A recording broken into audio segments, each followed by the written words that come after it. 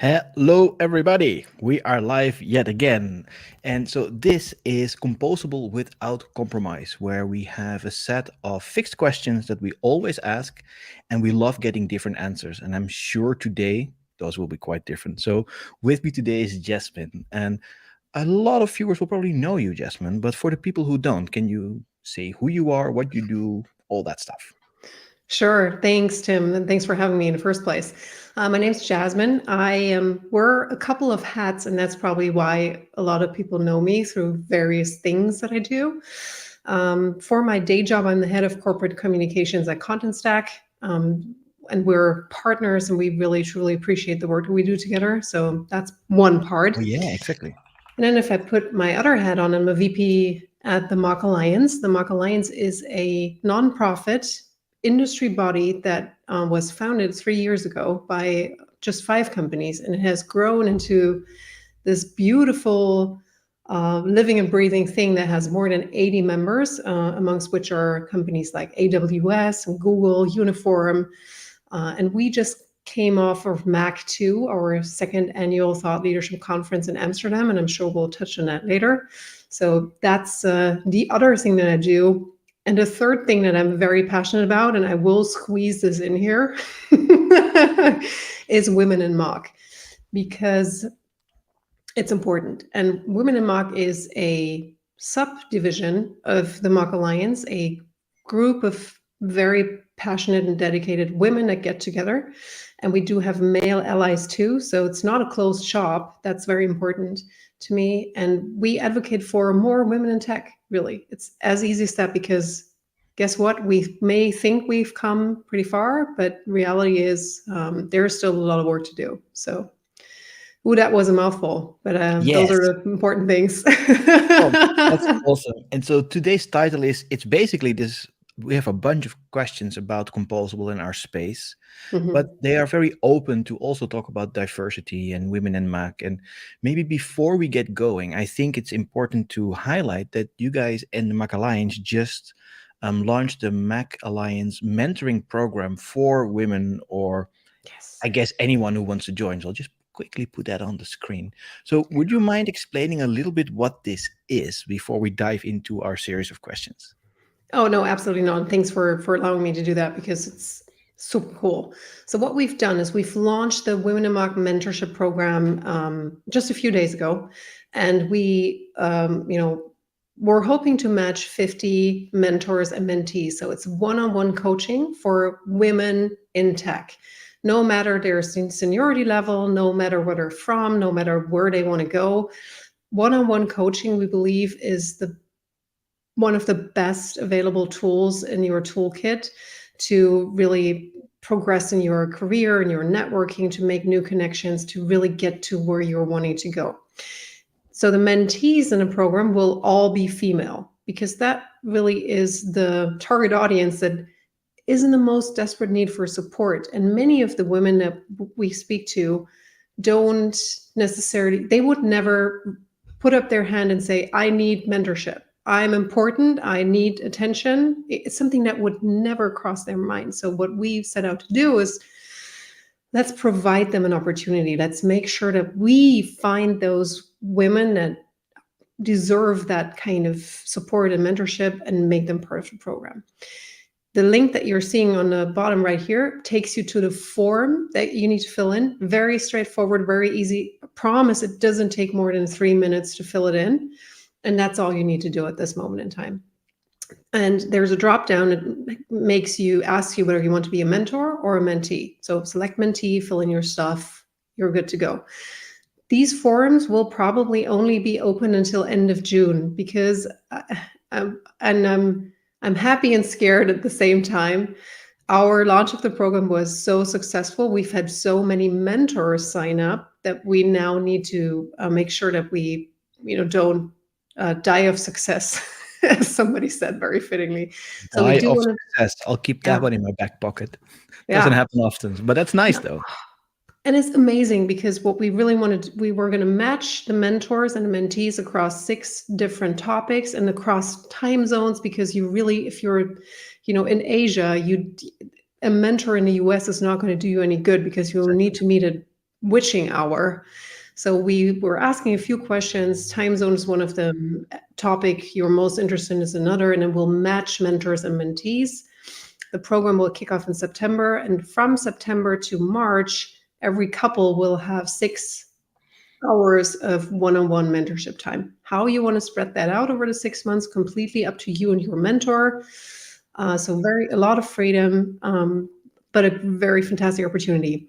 Mentors, that's the one important thing, are not all going to be female, but they're going to be anything that crosses your road. So it's male, female. Tim is one of them. Thank you so much for signing up. Very much appreciated, because we need male allies. If we're asking the women in and of themselves to bring about all the change, it's not going to happen. So we have male, female, and diverse mentors, which I think is amazing. Megan Stabler from Big Commerce is also signed up, big Awesome.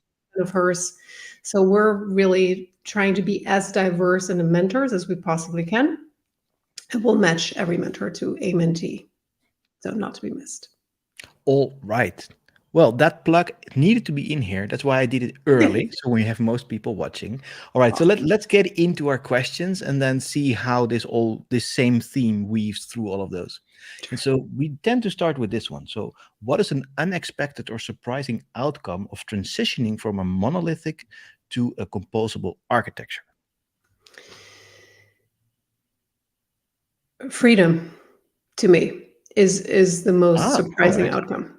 Because while you're still on a monolithic system, many people have no idea what's possible if they moved to a composable architecture. So in many cases, people I talk to are like, yeah, it's not great, but I mean, it is what it is. We've had it forever. It's super expensive. We have a 5-year licensing agreement that we don't want to break and that we can't get out of. And the grass won't be greener on the other side. Once they make the transition to the other side, the joy and the sparkle return into those people's eyes many times, right? Because all of a sudden, they have the freedom to be creative again. They are not bound anymore by lots of manual processes, or by just one way of doing it, or by the time it takes to do something, because that is the only way the monolithic system knows to operate. Once you've transitioned to a composable architecture, you're really free to do what you can imagine. Exactly. Which can also be scary. So that's probably the other unexpected outcome. It's you need to embrace change, because everything is going to be changing. And by everything, we're not just talking about the technology. That in most cases is the easier part. But then your ways of working need to change. Your teams can work in a different way.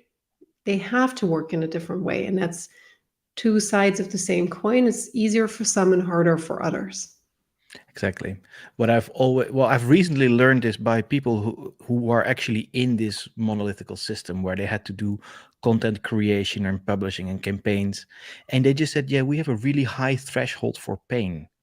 I'm like, God. wow, that's a thing that you just mentioned, because it's kind of crazy that actually means that they just keep sitting in this complicated piece of stuff that they can actually not move fast with. And they know it.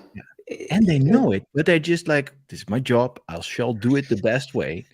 And then actually they should try to influence the people around them to say, hey, let's do something more composable. And then within composable, it can also be hard, because it's hard to implement sometimes. You need to do your homework. And so it's interesting to say the least. And that's a nice bridge to our next question. It's like, if you, what would be your advice to agency or SaaS company execs? My advice would be, there's no I in team. What I still see a lot is that it's a game of everyone for themselves and by themselves. And that is not going to that's not a winning model. It's not a future Exactly. fit model either. Because guess what? A composable architecture, by definition, means that there's going to be more than one company trying to serve the customer. The customer, in most cases, really doesn't care where the problem originated. What they care about is that it gets fixed. They don't even care who fixes it. So how are we going to come together as an ecosystem, really? And I think that's the way everyone needs to think about it, especially if you're an agency or a SaaS company exec. It's not about you.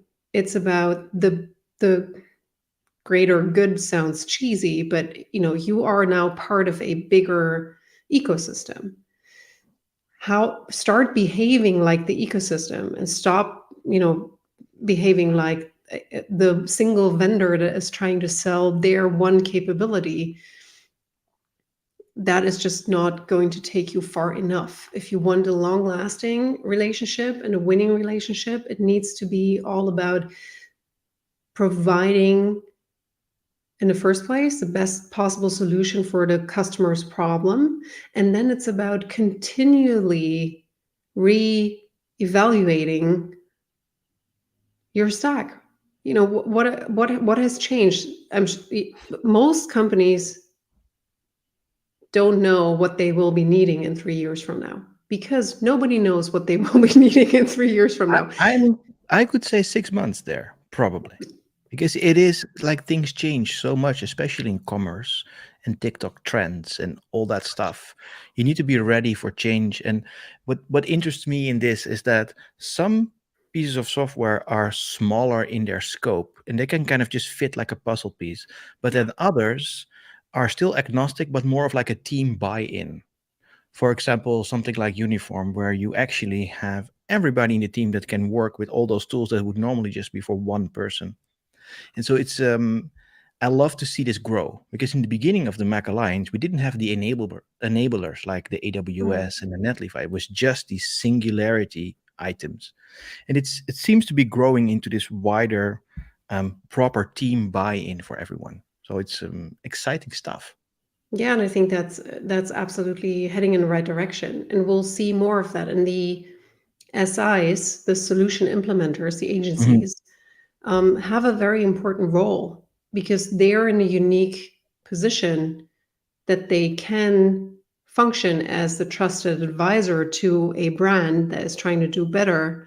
But then that makes the SIs much more responsible, because if you're in your mind stuck with your preferred partners, whatever you call them, platinum, tier one, All that stuff, yes. all that good stuff that is like 25 years old and has never changed. If you're operating in that model and that's all you are willing to sell to your customers, I think that's not going to work either. So No. the SIs have a unique opportunity to really, be that central source of truth and really bring about lasting change, but they need to be more flexible in the selection of their partners. But easy for me to say, harder for them to do. Exactly.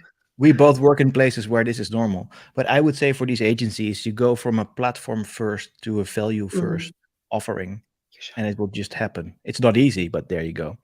And so if you could wave a magic wand and change something right now in the space of the Mac Alliance, all the composable stuff, what would it be? Oh, if I had a magic wand, all the things I would do. Well, Shout. We'll try. well, I mean, the one thing is what I would immediately do. Brings us back to the women in Mac topic. We just had an award ceremony at Mac 2, and it was a very sad affair in the sense that we kept announcing winners, and winner after winner after winner came onto the stage, and I kept pinching myself because none of the people that walked onto stage were women. It was all middle-aged white men that came to collect the trophies, which was good in a way, because it really magnified the issue that we're that we're having, Yeah. But right? is this the person that came up to actually get this award? Mhm. Is that just a representative of a team? And do they have women in the team that excel that just should stand up and say, I will take this award? Or are there just no women in these teams? And see, it's interesting because I mean, I had a few conversations with these people after Michael from the WWF, so the World Wildlife Fund, Yeah. who was a winner, amazing guy. Walked up to me immediately and he was like, Jasmine, I'm really sorry, but we did not think about this. We just Oh, didn't think wow. about it. We have fantastic women on the team, but the thought never crossed our mind that we should have made sure to bring one of them along. Okay, so here's my first mentor-mentee question.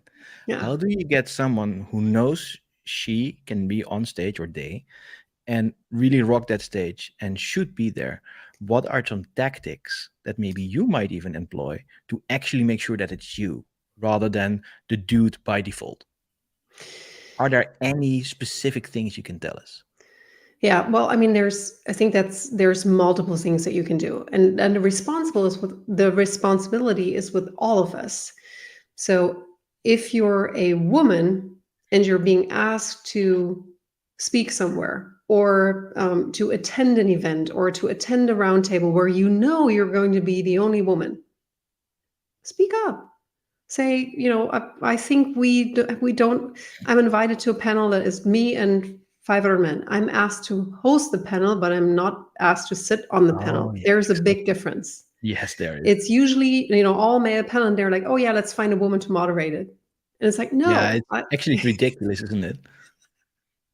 that is not the deal. It kind of looks better than if you didn't have any, but Yeah. it misses the point. So for those of us who are extrovert and outspoken and have a bit of visibility, I think that's on us to make sure that we bring everyone else right along with us. Bring a friend. If you're being asked to speak and you're unable to recommend a woman that you know that is capable, but also if you're doing a company event or a partner event or any event, and there's plenty of us involved in those, doesn't matter where you're male or female, if your company is doing any type of event, make sure that at least half of your speakers are female, that your panels are 50-50, that you're not just asking the CMO who happens to be a woman because more women in marketing than in any other function. Mhm. Make Exactly. sure that you're not taking the easy route. It's very easy to do some things. And usually that's where everyone stops. Mhm. For Mac 1, the first thought leadership conference that we did, I was in charge of the agenda together with the team. And we did a call for papers like anyone would do who's putting Yeah. on an industry conference. And I got the list back first time and I looked at it and I was like, so there's 95% white male dudes on here. And you know what the funny reaction was? It was the team that presented it only realized that when I said it. So, Oh, they wow. Yeah. compiled the list and they thought nothing of it because it's the normal thing at a tech conference that Yeah. your applications are all male. So now the question would be, why is that? To your point, if you have a woman on your team that is amazing and you want her to speak, you put her forward. Yeah. And This is the even if only thing she's, I do. yeah, Generally, yeah, lately, I don't actually go to panels anymore. I just ask my colleagues or my friends to go because I spoke at countless things. So for me, it's less important. I still love it, obviously. And we try to do the same with live streams and stuff. But I don't know. Sometimes I've noticed there's a few things here that my female friends, they kind of used it, like, because on the events that I speak at that are relatively bigger now, they have this real diversity thing going on, and they would ask women to come and speak, but it was really the diversity place, like a silly thing, yeah, kind of. yeah, But then my friends would go on and be so good that they would be asked back all the time, and so they made use of this silly thing good. and to just say, screw it, I don't care if it's a diversity spot, I'll just be better than anybody else on that stage. And so you can use it, but for me, it's so hard to say these things because I have the automatic privilege of walking into a room and it's fine. And so See, it's but it's hard to think about sometimes. It is, and that's why, you're doing a fantastic job putting your female friends forward, and thank you for doing that because we need more of that.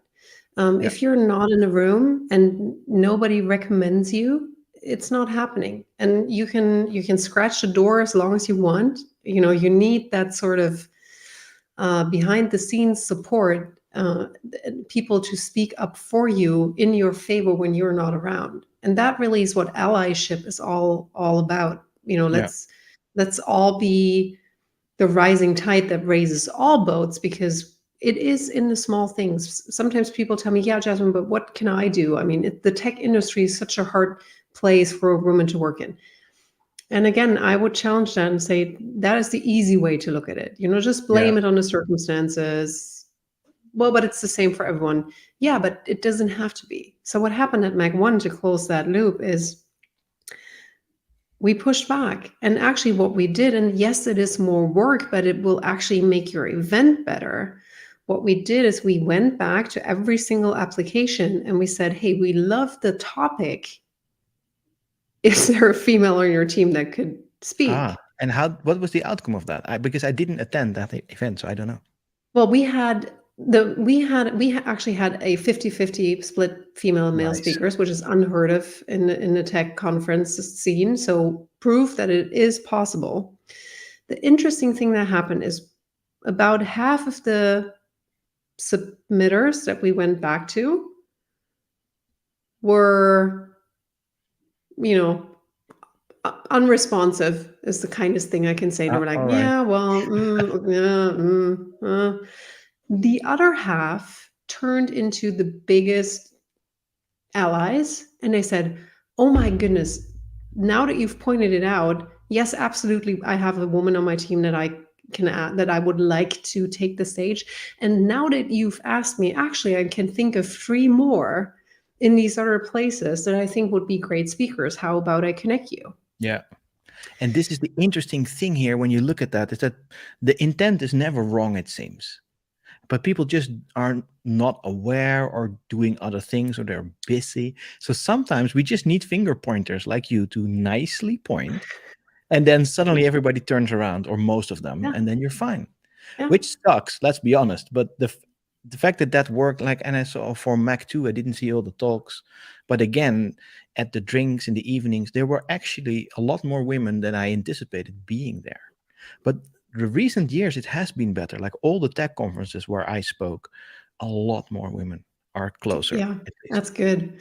And actually, we've seen a total number of women employed in tech rise. It went from a shocking 11% a few years ago, at least to 27. Okay. Which is, we're not saying that we're not making progress. I think because we're more outspoken and these topics are Exactly. addressed more openly, that absolutely helps. And still, we know that we can make it better. And why would we? Why be complacent with what you have? Sort of like a monolithic stack. I mean, see, here's Exactly. how they go hand in hand. Yes, we could say, oh yeah, oh well, I've tried, but it's hard. So I'll just stay in my little place over here and it is what it is. Or you can just, do that little extra thing and be like, no, I refuse to accept that, that is the box that you want to put me in. Here is someone that I know where I can make a connection or an introduction, or, here's someone that needs someone to speak, or even smaller. Again, if it's your own company event, make sure that you're asking the right people. It doesn't, Exactly. it's, we all default to, oh yeah, this guy over here has done all the talks. We'll just ask him. Yeah, we could, but we could also, invest a little more time and effort and find the person that Exactly. is very capable and maybe a little shy and maybe needs a little convincing. But maybe you're changing that person's life because if, I think I've seen that a few times. And I do want to close this loop by saying, like, putting women on stage or like giving them award for great work is not just because there's a lot of value there. And we sometimes forget about the value that women bring. It's not just because we need 50-50 equal split. No, there's actual real value. And like I've seen that in when I still worked at Fallback. We both worked there at the same time, I think. When I did these huge projects with lots of developers, we managed to get almost 50-50 for a lot of our Scrum teams. And there are 7-8 people in these. And the teams that had a nice equal balance were performing a lot better than the teams that didn't. And I don't have hard numbers here because you live that crazy busy life and then you look back, you're like, oh wow, there's this difference here.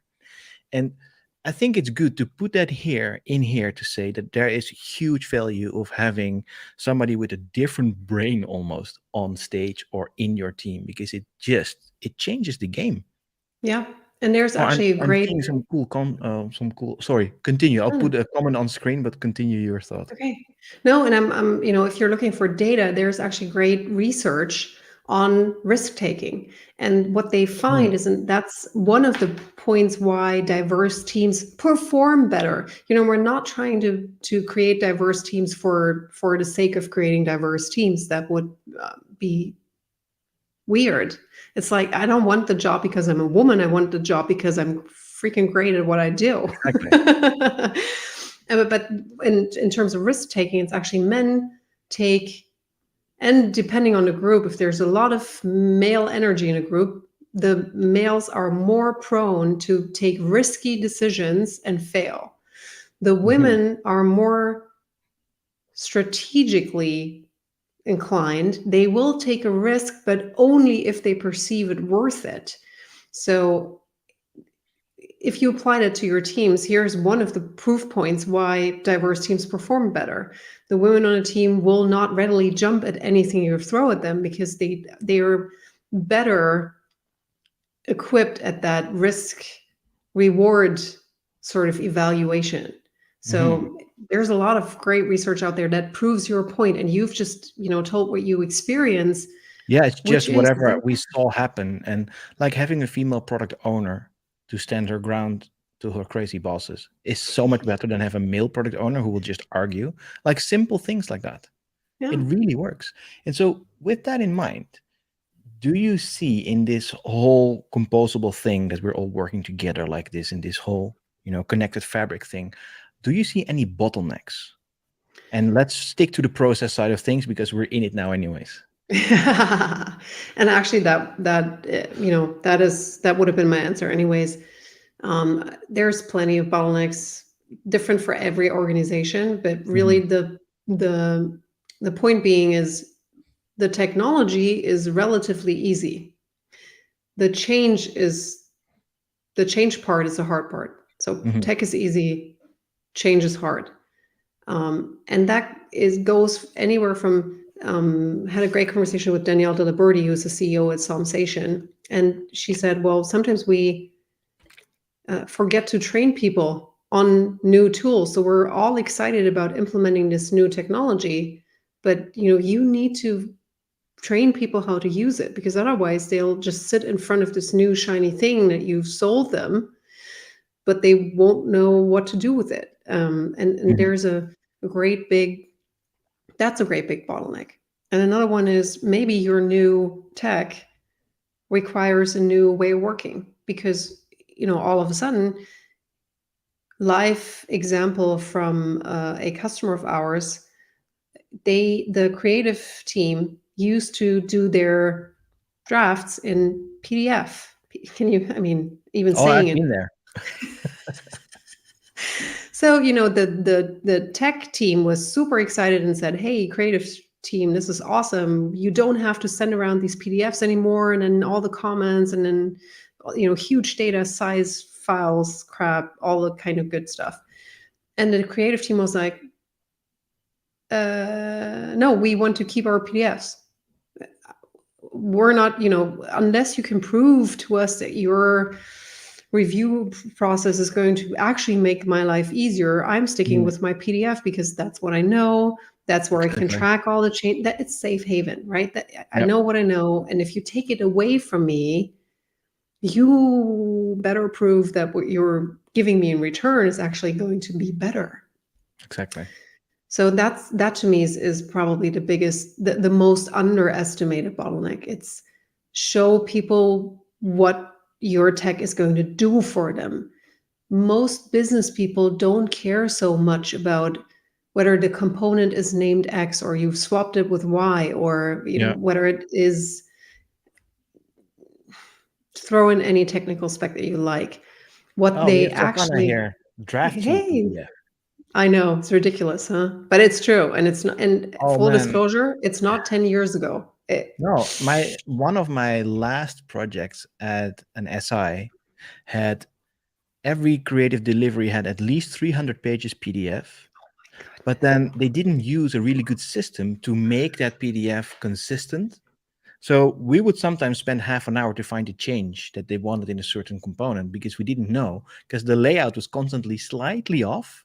Oh, And jeez. yeah, I think we lost 3-4 sprints on just that. And the project was 6 sprints, and customer keeps paying, but they got the creative agency, not it wasn't us, right? So it's always that stuff. And so these kind of bottlenecks we kind of can see even when it was still a monolith.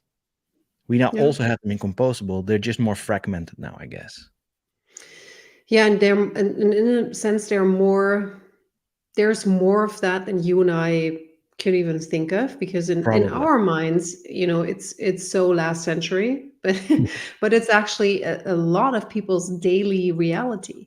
And you need to factor that in. If you're working with a brand that is used to that kind of process, you need to take that into consideration. So really doing your homework, in a sense, and anticipating what your customer will need is becoming more and more important. And much more of what the customer needs is only initially on the tech side, and much more is to be gained, in a sense, on the people and process side.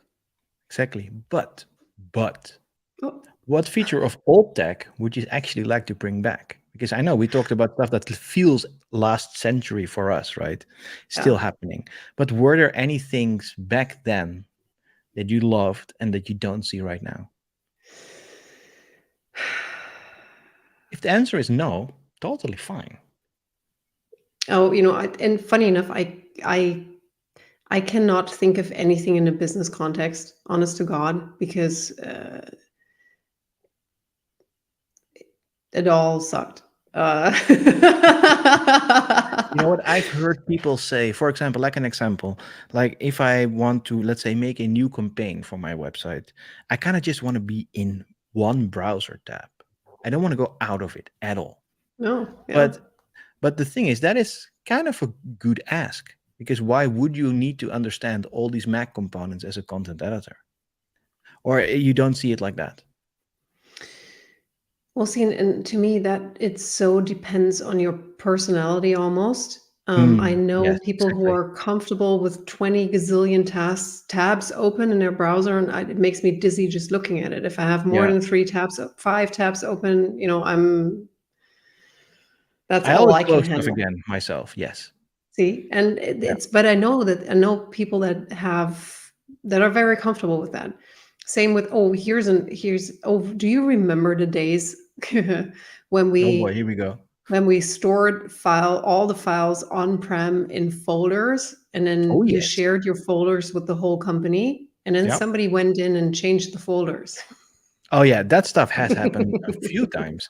But I've run websites that were literally on a server in the corner. Right? That stuff existed. And it's probably Yeah.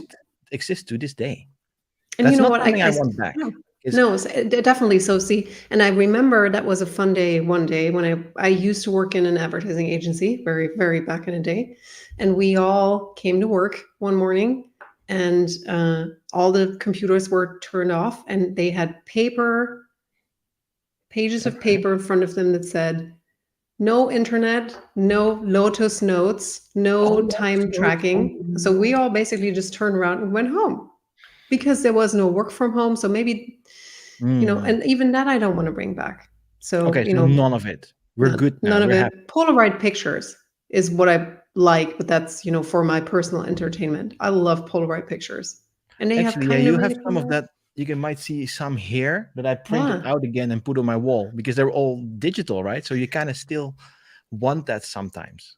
I do print pictures, the ones that I do want to look at, because, pictures on your phone, and maybe that is definitely something, printed pictures or developing film is such I it's think an most people art. watching this won't know what that is. No, Like see, Stefana, that's we were just in the chat. Do you know what developing film is?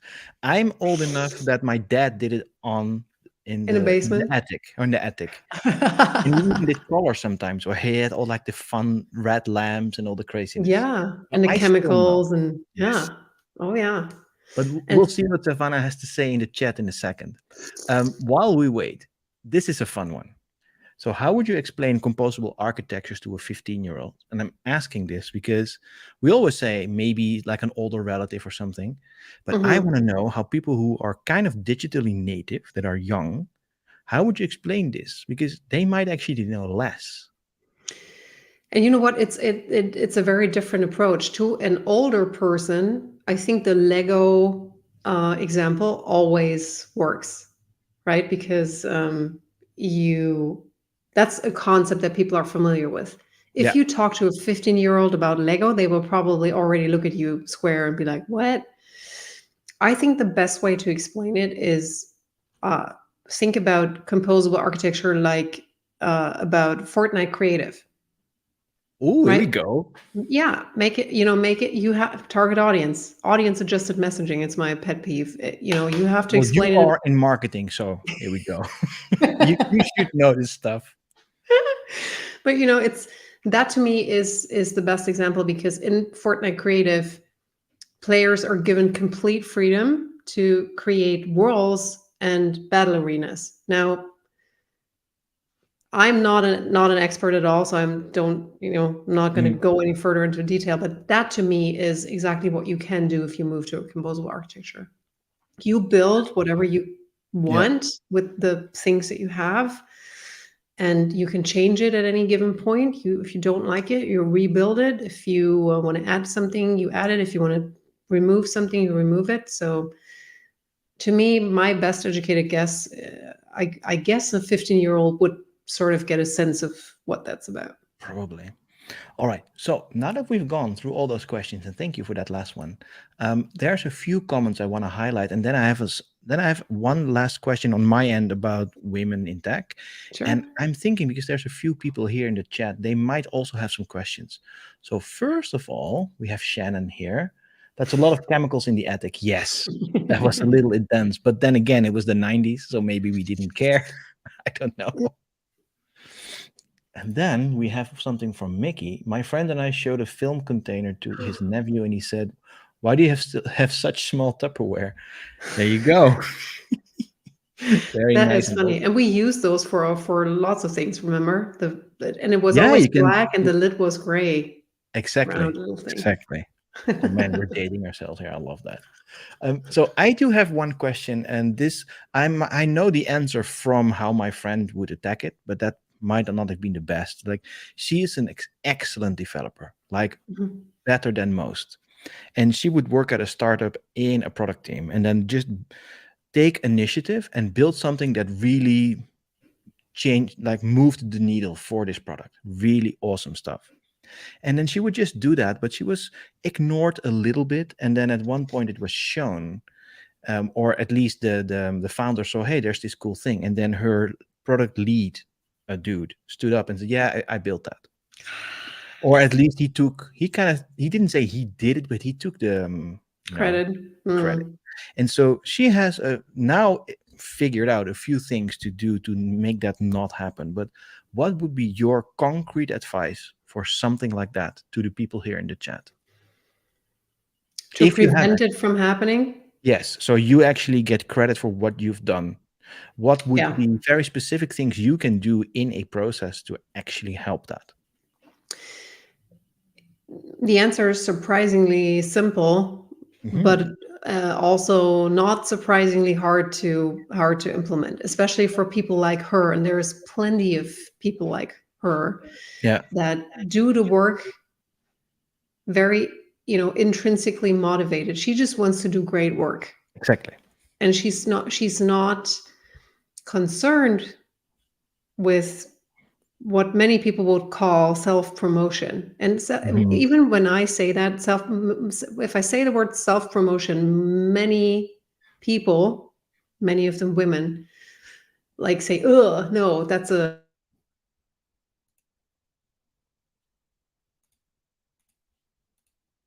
I don't want to do that." Why? Because we're raised that way. Yeah. You're not supposed to make a show about yourself, and that is something that we all need to leave behind in the best possible A sense. quick note. I I have a know, woman on my Angie, you are watching and you have to listen to this, please. Please, my colleague. Oh, Angie, please absolutely, and listen it to really this is. part. Yeah, it's true for Sorry, everyone. continue. Yeah, exactly. No, very. Let me give you a very because we're talking concrete example from my team, where I have a fantastic woman on a team who does an amazing job, but she does it in quiet, like so Yeah. many. She's like, she pulls all the ropes, she talks to all the people, she gets all the right people in the right place, she makes sure that everybody puts their input where it needs to be put it in. So Yeah. all the hard work, all the nuts and bolts that nobody ever sees, which was a problem, because now I am, as the team captain, I'm being asked, so what does she do all day? And I'm like, oh, you have to be Oh kidding me. no. Yeah, I exactly. know. Yeah. But here's your responsibility as a team lead. If you have a team, again, there's no I in team. I make sure that all my people take all the credit. I take zero credit for anything that happens in my team, because yes, I'm orchestrating, I'm helping, I'm unblocking when that needs to happen. But what I make sure, and here's where my team sometimes hates me, I gently, irresistibly keep nudging until people like her start self-promoting. And for her, in that very specific case, it was she now sends a regular email to a pretty large distribution list of very important people, which she hated. It took me weeks for her to do it for the first time, but I insisted, Yeah. and I helped, write and read, but I made sure that she's the sender. She is sending it out regularly, and I've asked her to include everything that people need to know. And even if she doesn't get a single response, it's about getting the word out there, creating the visibility about all the things that you're doing. Because guess what? Nobody reads minds. Nope. We're not superhuman.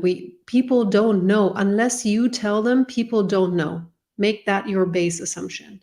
And it's not about bragging about what you've done. It can be completely without emotion. It's a very rational statement. Here's what I've been working on. Here's where I'm trying to take it. Here's what you can expect to see from me in the next 4 weeks. Whatever your context is, that is, you know, a very easy thing to do. Easy in the sense of, sending an email is really not that big of a deal. Oh, But exactly. you need to make sure that it happens. It happens regularly. You're the sender. Make sure that the right people see it. If you don't have a team lead that is supportive, that sucks. But it happens. I totally get Yeah. that. In that case, it's even more important that you don't just sit in your box that person has given to you. Start networking, Mhm. because whoever is in charge of you right now may not be in charge of you forever. Hopefully he or she isn't, if she or she's not supportive. So start creating connections. Talk to people. It doesn't have to be formal. Just ask for 15 minutes of their time, or Yeah. over coffee, or over lunch, or just a Slack to say, hey, would like your thoughts on this and that. Start creating connections so people know you and what you do. And then, from my experience, things fall into place sooner or later. Sometimes it takes a little longer, Yeah.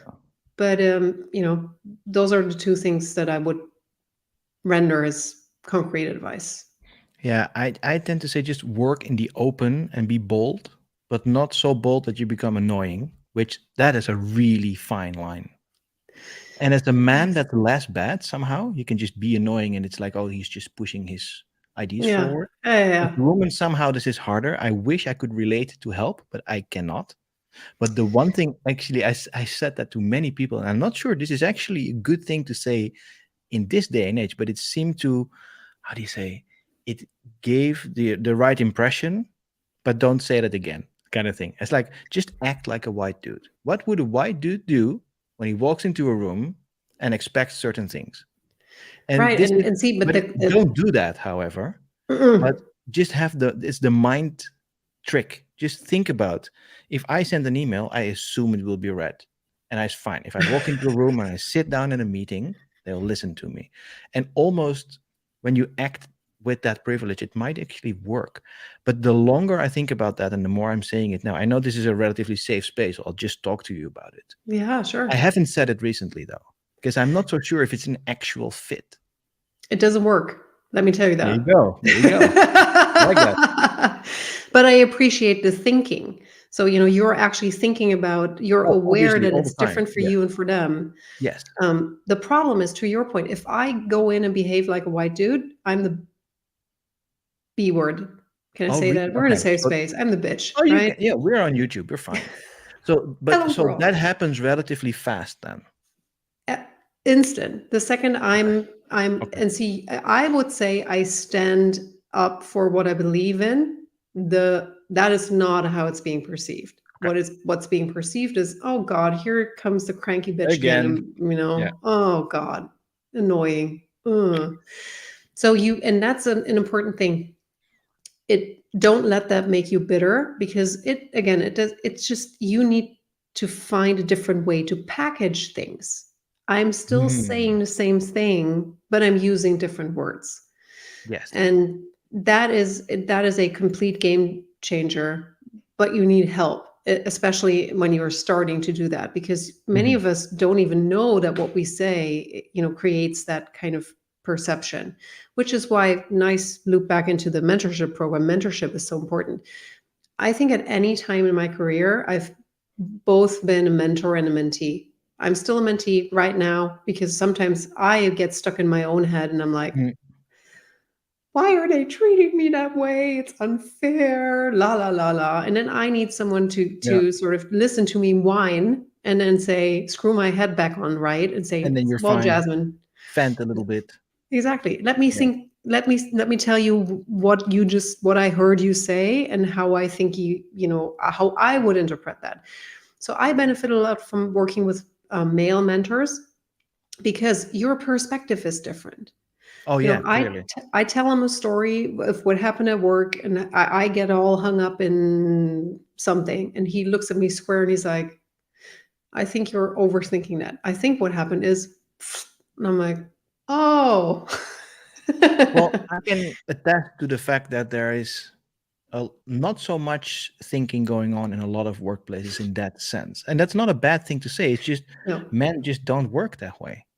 And it's generally not specifically against someone else, I no. imagine.